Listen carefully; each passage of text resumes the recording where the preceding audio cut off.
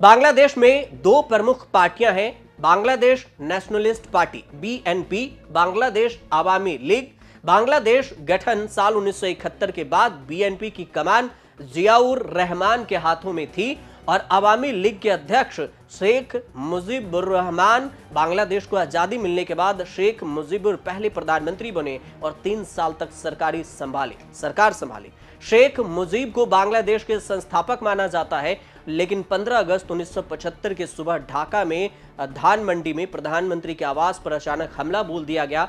1975 की तरह ही 5 अगस्त 2024 को भी शेख हसीना के आवास पर अचानक से धावा बोला गया। अब इस आरक्षण के कारण हिंसा इतना उग्र रूप ले लिया कि 5 अगस्त 2024 को बांग्लादेश के पूर्व प्रधानमंत्री शेख हसीना भागकर भारत के गाजियाबाद के हिंडन एयरबेस के एक सेफ हाउस आ गई। बांग्लादेश के पानागढ़ से C-130J सुपर हरक्यूलिस विमान ने उड़ान भरी और भारत में सीधे लैंड किया। इस पर भारत सरकार भी एक्टिव मोड में हो गई और फिर बांग्लादेश की मौजूदा स्थिति को लेकर सर्वदलीय बैठक भी बुलाई गई, जिसमें केंद्रीय गृह मंत्री अमित शाह, विदेश मंत्री एस जयशंकर, रक्षा मंत्री राजनाथ सिंह, राज्यसभा के नेता सदन जेपी नड्डा, संसदीय कार्य मंत्री किरेन रिजिजू, राहुल गांधी और केसी वेणुगोपाल भी बैठक में मौजूद रहे। आगे की रणनीति पर सलाह विचार विमर्श किया जा रहा है। भारत बांग्लादेश सीमा के बीएसएफ को भी अलर्ट मोड पर कर दिया गया। विदेश मंत्री ने बताया कि बांग्लादेश में करीब 12 से 13 हजार भारतीय हैं। स्थिति इतनी चिंताजनक नहीं है कि उनको एयरलिफ्ट करने की नौबत आ जाए। Sir, on 5th August, demonstrators converged in Dhaka despite the curfew. Our understanding is that after a meeting with leaders of the security establishment, Prime Minister Sheikh Hasina apparently made the decision to resign. At very short notice, she requested approval to come for the moment to India. We simultaneously received a request for flight clearance from Bangladesh authorities. She arrived yesterday evening in Delhi.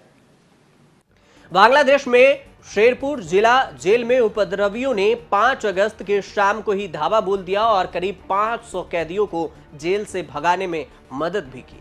इस दौरान भीड़ ने शहर के दमदमा कालीगंज इलाके में स्थित district jail पर भी धावा बोला। उपद्रवियों ने जेल का गेट तोड़ दिया और जेल के गेट में आग लगा दी।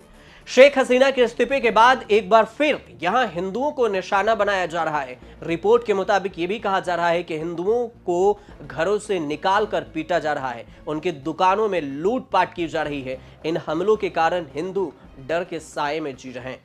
बांग्लादेश की पूर्व प्रधानमंत्री शेख हसीना इस्तीफा देने और देश से बाहर जाने के कुछ ही समय के बाद 5 अगस्त की शाम 5:36 पर दिल्ली के पास पहुंची। इसके कुछ ही घंटे बाद बांग्लादेश के राष्ट्रपति मोहम्मद शहाबुद्दीन ने जनवरी 2024 में चुनाव के बाद बनी संसद को भंग करने की घोषणा कर दी। और इस बीच बांग्लादेश की राजधानी ढाका से कुछ ऐसी तस्वीरें भी सामने आई जो अफगानिस्तान और श्रीलंका के संकट की याद दिलाती है, जब इन देशों में भी इसी तरह की अराजकता देखने को मिली थी। 1971 में जब बांग्लादेश को पाकिस्तान से आजादी मिली थी, तब शेख मुजीबुर रहमान ने इस आंदोलन की अगुवाई की थी। 5 अगस्त को प्रदर्शनकारियों ने उनकी बेटी शेख हसीना के खिलाफ सड़कों पर उतरकर मुजीब की प्रतिमा को तोड़ दिया और यह तस्वीर अब बांग्लादेश के इतिहास में हमेशा के लिए दर्ज हो गई है। अब समझिए कि किस किस देश में ऐसा ही कोई घटना घटी। जब तालिबान ने अफगानिस्तान पर कब्जा किया तो काबुल एयरपोर्ट पर भी भारी अराजकता देखने को मिली थी।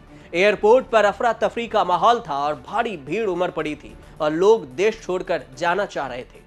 हालांकि ऐसा सबके लिए मुमकिन नहीं हो पा रहा था। फिर कुछ ऐसी तस्वीरें सामने आई जो दुनिया भर में फैल गई और अफगानिस्तान की स्थिति को बयां कर दी।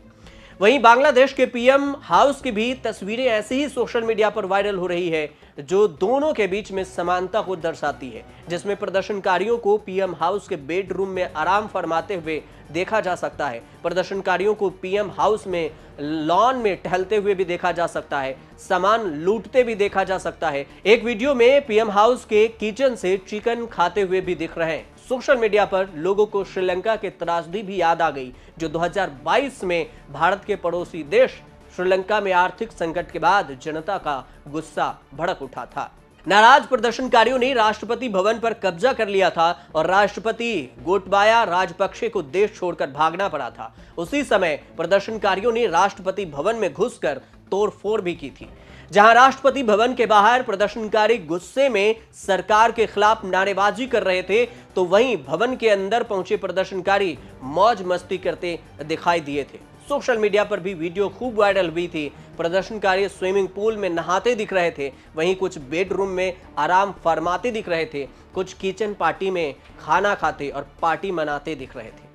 शेख हसीना के पिता शेख मुजीबुर रहमान को भारत हमेशा से ही बंग बंधु के तौर पर याद करता आया है, जिसका मतलब होता है बंगाल का सच्चा मित्र।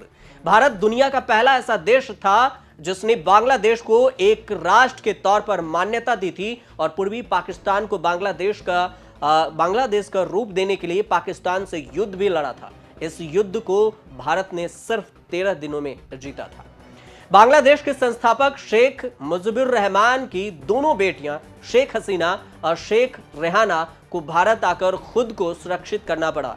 49 साल पहले 1.5 घंटे की बगावत में न सिर्फ तख्ता पलट हुआ था, बल्कि विद्रोहियों ने देश में महीनों की अस्थिरता पैदा कर दी थी। घटना के वक्त शेख मुजीब की दोनों बेटियां शेख हसीना और शेख रेहाना जर्मनी में थी और उन्हें जान बचाने के लिए 6 साल तक भारत में शरण लेनी पड़ी थी। अब 5 अगस्त 2024 को एक बार फिर से बांग्लादेश के लिए भारत ने सच्चे दोस्ती का रिश्ता निभाया है। हालांकि आगे की रणनीति पर प्लान क्या है, यह भी विचार किया जा रहा है और प्लान तैयार किया जा रहा है। आगे क्या कुछ होता है, यह हम आपको जरूर बताएंगे। फिलहाल आप देखते रहिए न्यूज़ तक।